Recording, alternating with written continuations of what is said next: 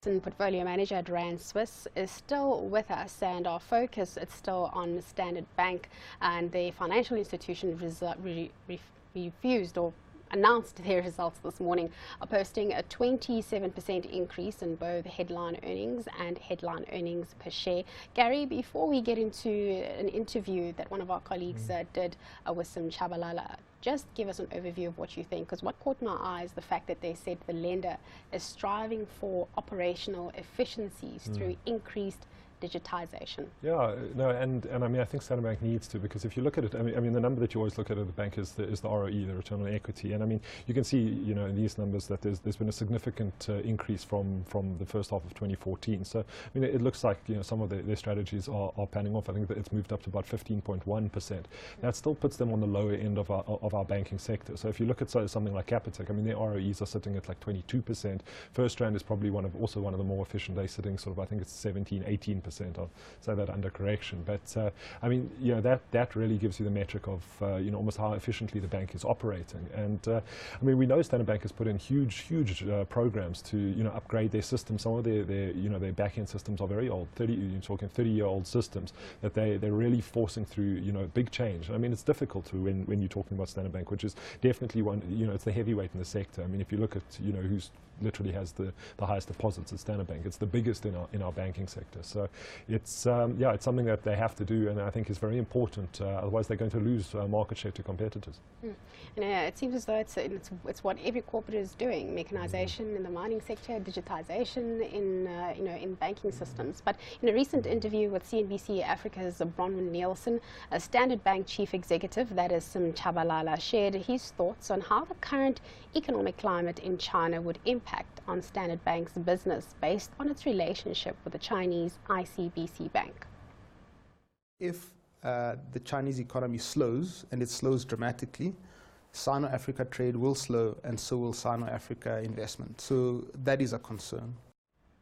Concern. You would be concerned too, given now with the devaluation of the currency or the fixing of the currency. I don't know. What do you make? No, definitely. I mean, obviously, ICBC is such a huge part of you know, Standard Bank makeup, and also, I mean, it's sort of instrumental in Standard Bank's strategy to push into Africa and you know, do business there. You know, that said, I mean, it's difficult to say. I mean, yes, it is a concern, and I mean, but it's almost a top-down concern. It's how Standard Bank manages that you've got to look at. And you know, like I said, I mean, rather putting in efficiencies, I mean, banking, the whole world of banking is changing at the moment. And I mean, a lot of the banks, they have to react to it. I mean, you've got things like crowdfunding coming in. That old banking model of, you know, being the intermediary between depositors and you know, and borrowers is, I mean, it's breaking down to an extent. And banks have to become innovative. And you look at the, you know what FirstRand's doing, for example. I mean, there's very much a blurring of the lines between technology companies, telecom companies, and banks. And I think banks have to move towards a very technology-driven model. Do people want that, though? If I call a bank, do you want to deal with an automated system? Do you not want to have that personal interaction with somebody, especially if they're handling your money? I think, yeah, it definitely it depends on how good the automation is. I mean, you know, we obviously set up HSBC accounts overseas as well. I mean, HSBC on the retail side now, you can actually, you know, you'd think you're talking to a person, and you know, it's a chat window that you open up and you talk to them. The whole thing is a bot. It's a you know, robot program behind it that replies to you as a person. I mean, it'll take you 5 or 6 minutes to realize you're not speaking to a person. I mean, and these are the kind of systems that are coming in, and they're absolutely fantastic. But of course, I take your point. I mean, you know, especially, but then that's also, maybe that forms part of a private banking function. But I mean, if you look at the trend internationally, you look at HSBC, you look at you know, all the major, you know, retail banks, they're shedding staff like you can't believe, and it's because they can replace it with automated systems. I mean, banking is data. It's a technology-driven industry, and I mean, the innovation can really, you know, it can change the whole face of the way the industry works. I mean, just think of, you know, your online banking app compared to having to walk into a brick and mortar bank. I mean, it's, you know, technology is definitely the future for these banks. But with technology comes other issues. Let's talk about other issues that Standard Bank may be faced with. You mentioned expansion into the rest of Africa, while he also made comments on how Standard Bank's business in Nigeria has been affected with the recent falling oil price. If you take our business in Nigeria, it's a very good business in a number of segments and number of sectors. It's struggling as a consequence of the economy in Nigeria. But we know that the oil price is going to stabilize. It may stabilize at a much lower price than the peak, but the industry will restructure, and likewise the Nigerian economy. Well, you did hear it from him, the restructuring, the Nigerian economy. Your take on this?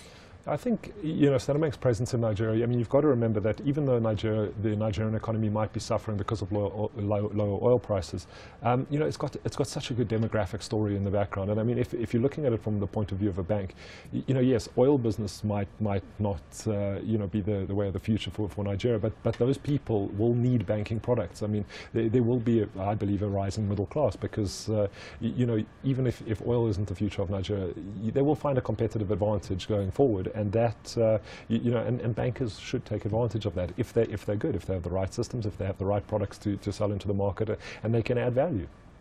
Right. Now, Gary, if we look at the banking sector as a whole, so Standard Bank's reported numbers, Net Bank's come out with numbers already. What do you make of the numbers that have been coming out, and is this sort of giving you a picture of the sector as a whole? Yeah, definitely. I mean, Nedbank obviously, you know, massively, you know, outperformed expectations. But I mean, remember our banks, you know, it's always difficult. I mean, you look at our banks; they trade on, you know, far lower multiples than some of the other companies in our sector. So they do present, you know, almost pockets of value.